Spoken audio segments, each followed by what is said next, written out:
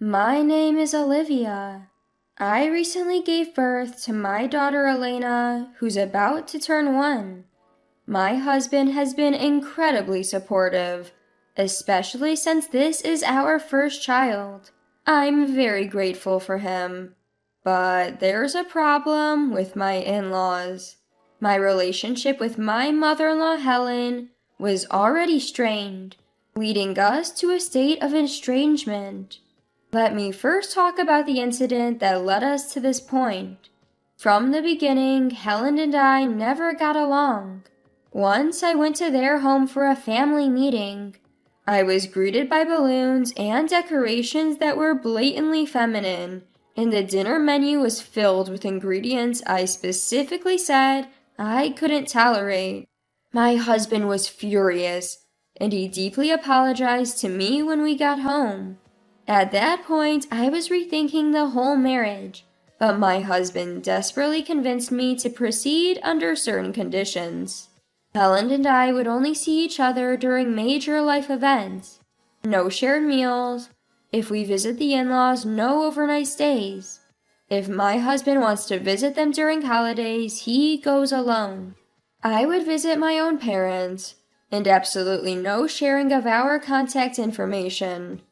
At the time of our marriage, it was already rare to have a landline at home, so fortunately, direct calls were never an issue. We decided that if these conditions were broken, I'd go back to my parents, and we would either sever ties with Helen or get a divorce. But Helen continued to create issues. Take our wedding, for example. We couldn't exactly not invite her. However, she showed up in a painfully inappropriate white mini dress. She was promptly escorted out by the staff and had to rejoin the ceremony in what I assume were her regular clothes. Every time she met relatives from my husband's side, she would complain. I had that dress made for my son's wedding, but the bride complained. I want my money back. Everyone just awkwardly chuckled. No one blamed me, thankfully. In fact, they comforted me. She even tried to insert herself during the cake-cutting ceremony and deliberately attempted to spill wine on my dress. She was removed from the venue midway, and my husband apologized to me profusely. My husband had been apologizing profusely to my parents and relatives. He kept saying, "It's so embarrassing to have a mom like that." Even my parents and relatives had seen Helen's erratic behavior. Some suggested we should reconsider the marriage. But after seeing my husband's sincere apologies and his regretful face, they felt he wasn't a bad guy. They even offered words of sympathy. Life was peaceful for a while. It was just the two of us in our new home. Then one day, something happened. I usually work from home and rarely go out. My husband knows this. It's been our style since we started dating. But Helen didn't like it one bit. She'd say things like, "You can't possibly be doing legitimate work from home. You must be up to no good, probably having men over." My husband defended me then, but Helen was not one to back down easily. She continued to sulk. Then came a day when I had an outside job and left the house. When I got back, something felt off. First of all, the door was unlocked. I thought we might have been robbed and called my husband. "Hey, you're still at work, right?" "Yeah, what's going on?" "I told you I had work outside today, right? I locked the door when I left, but now it's open." "Is someone inside?" I listened carefully. Footsteps. The sound of someone rummaging through our things. Someone's in the house. "Got it. I'm coming home. Go hide out at a nearby diner." I did as he said, waiting at a nearby diner. Minutes later, he called my cell. "I'm sorry." "What happened?" For a moment, I thought he was cheating. But the reality was worse. Turns out my mom had made a copy of our house key. Are you kidding me? Apparently, Helen had stolen a key from his key ring when he visited home and had it duplicated. That sounds criminal. It's your fault for not giving me one in the first place. I heard Helen's voice in the background. I couldn't believe it. I had my husband hand her the phone. Listen, Helen. Clearly you don't understand what being a daughter-in-law means. You should be begging me to come over any time. And you never visit on holidays or celebrate Mother's Day. You're even wearing flashy underwear. I was embarrassed and infuriated to realize she looked through my drawers. You're the one who's out of line. Liam had a hard time at our wedding because of you. You not only stole a key but snooped around our personal stuff. I'm done. I was considering still taking part in any family rites, but now I won't even bother with a funeral. I hung up and texted my husband. I can't stay in that house tonight. I'm going to a business hotel. Please clean up the house. If you can't deal with Helen, I'm going back to my parents. Within a minute, he texted back, I'm sorry, I'll take care of it. I want to cut ties too. From then on, it became taboo to bring Helen and me together at any family gatherings on my husband's side. When I was invited, Helen wouldn't be. And when Helen was there, I wouldn't go. In fact, ever since an incident at our wedding, the number of relatives who wanted Helen to attend had decreased. My husband often went in her place, so it wasn't a problem. This marks the end of my estrangement from Helen. But now we have a daughter, our first child, so we decided to reach out to my in-laws. All along, the silent party has been my father-in-law, George. He's quiet, for better or worse, and he can't stand up to Helen. Since Helen and I don't talk, George and I lost touch too. George is a good man, so we figured it was more for his sake that we decided to visit. We thought about asking Helen to leave for the day or inviting George over, but he has mobility issues, and it would be weird to kick Helen out of her own house. In any case, Helen wasn't going anywhere. So we decided that a brief visit with George couldn't hurt. Things went surprisingly well during the visit. Helen was smitten with our daughter and couldn't help but say, "She's so adorable. She looks like her dad. Reminds me of Liam when he was a tot." George too looked pleased, speaking volumes with his few words. It was the first peaceful moment we'd had with my in-laws since getting married. A few days after that calm visit, something happened. I was home alone with my daughter when the doorbell rang. It was a food delivery from my in-laws. The note simply read, "For her first birthday."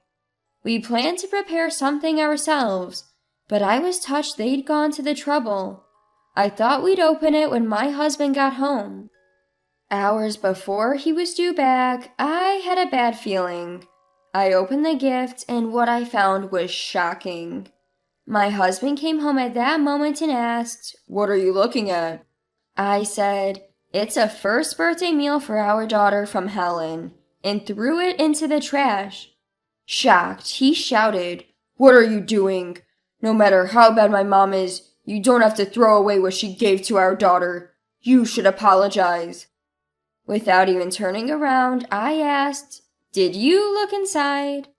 Furious, he retrieved the gift from the trash. At first glance, it might have seemed normal, but the selection was horrible. Chicken feet, a cake shaped like a black cat using chocolate, shark fin soup, octopus, 13 peanuts, and a mirror? All in all, a parade of inauspicious items. I wondered where you could even find such a collection of bad omens, but she probably went to the trouble of making it herself. It was clearly not a kind gesture, but a deliberate act of malice. Seeing the contents, my husband stormed out holding the gift. I wanted to say goodbye, but ended up getting into the car forcefully. Any parent would speak up after something like this. As I tried to get in, my husband hesitated, wanting to say something. But one look at my face and he simply drove away. We walked right into Helen and George's house without even knocking, using our own key. What the heck is going on here? Helen and George were in the living room, apparently eating leftover chicken for dinner. When Helen saw the gift bag in my husband's hand, she said, "Oh, it arrived. Nice celebration meal, isn't it?" Her face looked genuinely pleased. A nice celebration meal? It's all filled with bad luck and inappropriate items. The apple doesn't fall far from the tree, huh? Oh, come on, it's lavish. I put a lot of care into making it. Just be grateful and use it. Who in the world would use such bad luck, inappropriate items for a first birthday celebration? Oh, were they bad luck or inappropriate? I didn't notice. I couldn't believe she said that with such confidence. I recalled what she had packed.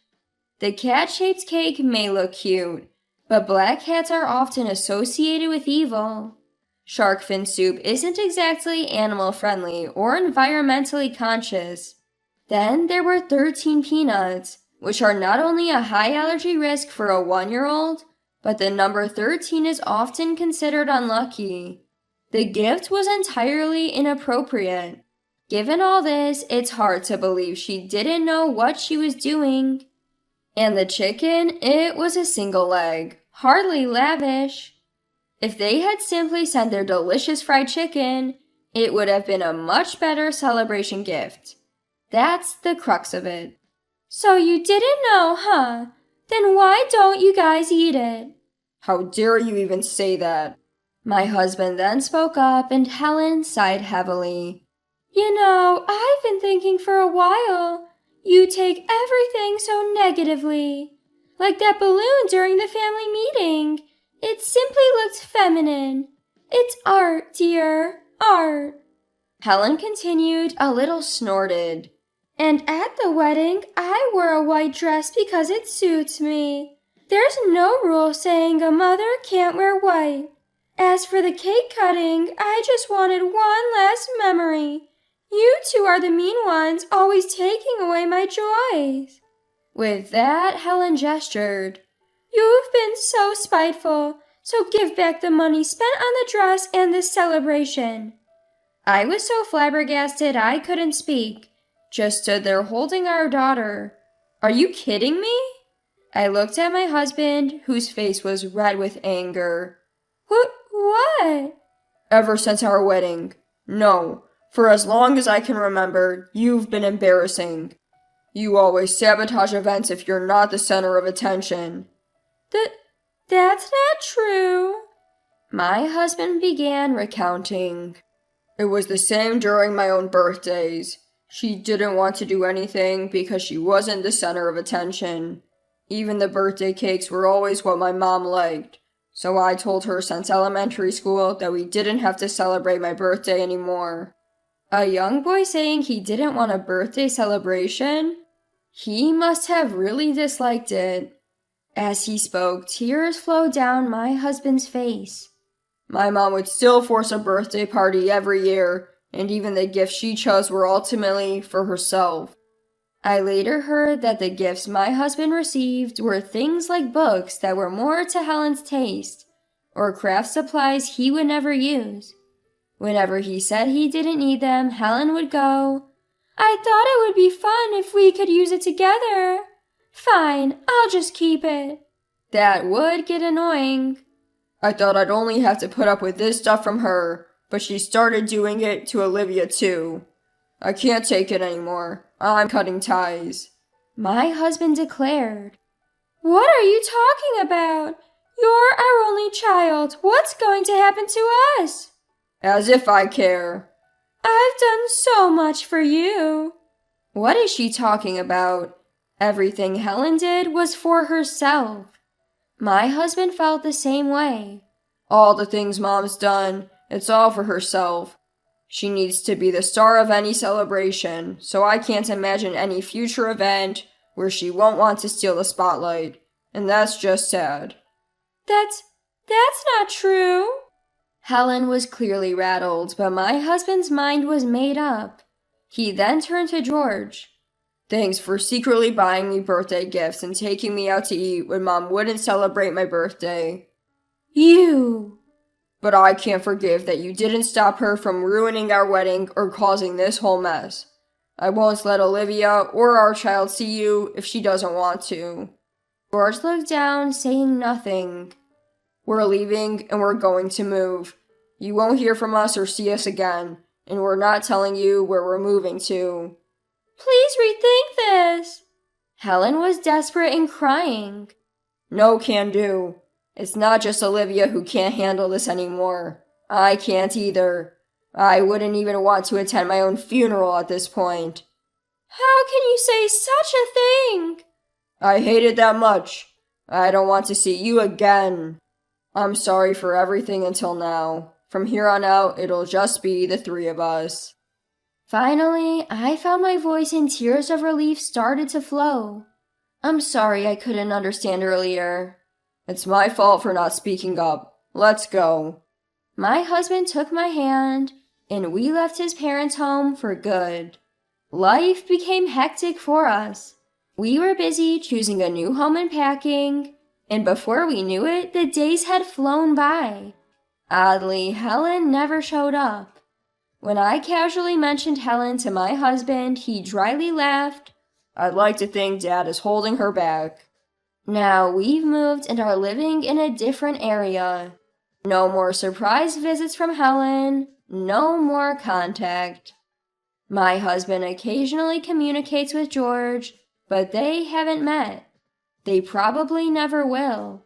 Maybe one day, it might be okay to meet with just George.